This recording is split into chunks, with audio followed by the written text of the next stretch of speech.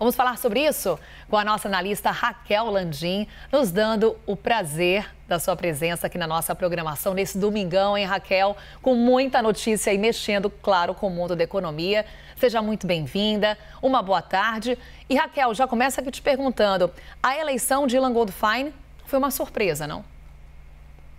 Não exatamente, Carol. Boa tarde, né? A gente está sempre acostumada a se falar de noite. Boa tarde. Depois das últimas movimentações que aconteceram, das movimentações políticas, a gente já estava aguardando que o Ilan pudesse vencer.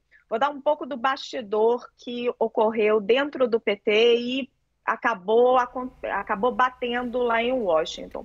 Na semana retrasada, o ex-ministro Guido Mantega enviou um e-mail a Janet Yellen, que é a secretária do Tesouro dos Estados Unidos, pedindo para adiar a eleição do BID. A vitória do Ilan estava muito bem encaminhada, mas isso repercutiu muito negativamente, porque nos órgãos internacionais sempre se busca um certo consenso, e não era bem visto que o governo Lula tivesse reticências ao nome do Ilan, que foi indicado, sim, pelo governo Jair Bolsonaro, pelo ministro Paulo Guedes, mas está muito longe de ser um nome bolsonarista. É um quadro muito técnico, ex-presidente do Banco Central, no governo Michel Temer, já foi do Conselho do Itaú Unibanco, estava agora numa diretoria do Fundo Monetário Internacional.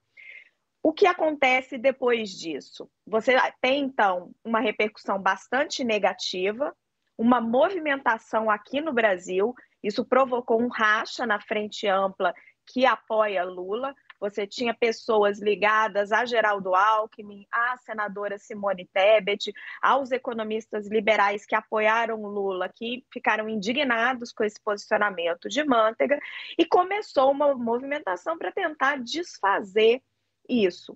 Na sexta-feira, falei com o ministro Celso Amorim, e ele me disse, né, o ex-ministro das Relações Exteriores, que faz parte do grupo de transição, e ele me disse, Raquel, a posição do presidente Lula é: nós não apoiamos nem vetamos, não cabe a Lula agora fazer essa manifestação, porque ele ainda não assumiu o cargo. Isso foi lido em Washington como um apoio velado. Era isso que os Estados Unidos estavam aguardando para poder chancelar o nome de Ilan. Você vê que ele foi eleito com um consenso grande de 80%, mas o voto dos americanos sempre carrega muitos membros ali na eleição do Banco Interamericano de Desenvolvimento. Então, isso se junta a todo um contexto, né, que a gente vinha vendo de posicionamentos mais heterodoxos, mais fortes do governo eleito, e há um certo recuo da equipe mais heterodoxa do PT. Mantega acaba saindo da equipe de transição, não só por esse fato, mas também pela imagem negativa toda que ele trouxe.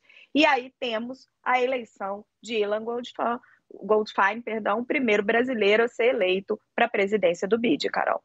Então vamos lá, Raquel, a gente sabe que, obviamente, os critérios do BID são critérios técnicos, mas a chegada de um brasileiro para o comando do banco representa o que para o país? O que pode representar? Prestígio internacional, Carol.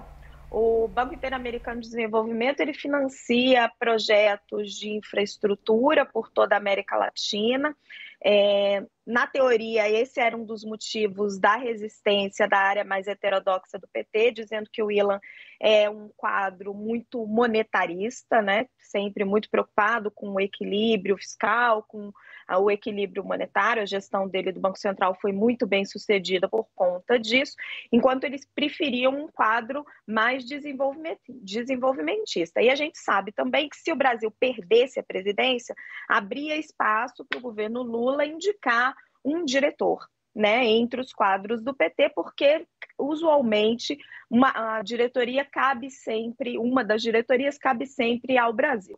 Quando o Ilan assume esse cargo, o BID é uma plataforma importante dentro desses órgãos de governança internacional, você está trazendo prestígio para o Brasil. Agora, o BID passou por uma crise muito grande na gestão do presidente anterior. ele precisa reencontrar um foco, precisa reencontrar o seu papel. Você tem a China atuando muito fortemente aqui dentro da América Latina, financiando projetos de infraestrutura, meio que batendo um pouco de frente com o BID. Então, o William vai ter desafios importantes também.